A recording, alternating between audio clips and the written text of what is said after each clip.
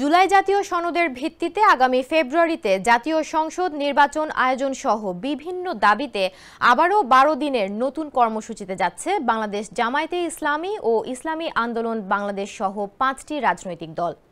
মঙ্গলবার সংবাদ সম্মেলনের মাধ্যমে দলগুলো তাদের কর্মসূচি ঘোষণা করবে। আর বাংলাদেশ খেলাফত মজলিস সংবাদ বিজ্ঞপ্তির মাধ্যমে কর্মসূচি ঘোষণা করবে বলে জানা গেছে।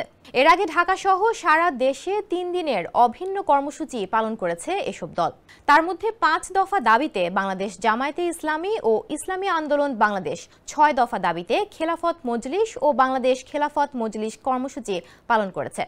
অক্টোবরের প্রথমার্ধে শুরু হতে যাওয়া নতুন কর্মসূচিতে সেমিনার, মতবিনিময়, গণসংযোগ সহ বিক্ষোভের কর্মসূচি আসতে পারে বলে জানা গেছে। রাজনৈতিক দলগুলোর সঙ্গে জাতীয় ঐকমত্য কমিশনের দফায় দফায় আলোচনার পরও জুলাই জাতীয় সংসদ নিয়ে জটিলতা কাটেনি। মূলত জুলাই সনদ ঘোষণার চেয়ে তা বাস্তবায়ন পদ্ধতি নিয়েই বেশি সংকট দেখা দিয়েছে। বিশেষ করে সংবিধান সম্পর্কিত বিষয়গুলোর বাস্তবায়ন নিয়ে মতবিরোধ ও জটিলতা রয়ে গেছে। এরই মধ্যে জুলাই সনদের সংবিধান সম্পর্কিত সংস্কার প্রস্তাবগুলো বাস্তবায়নের উপায় নিয়ে দলগুলোর সঙ্গে ঐকমত্য কমিশনের কয়েক দফা আলোচনা হয়েছে, কিন্তু জটিলতা কাটেনি। তবে জুলাই সনদ চূড়ান্ত করার শেষ পর্যায়ে রয়েছে। এমন অবস্থার মধ্যেই ৩ দিনের কর্মসূচি পালন করেছে ৭টি রাজনৈতিক দল।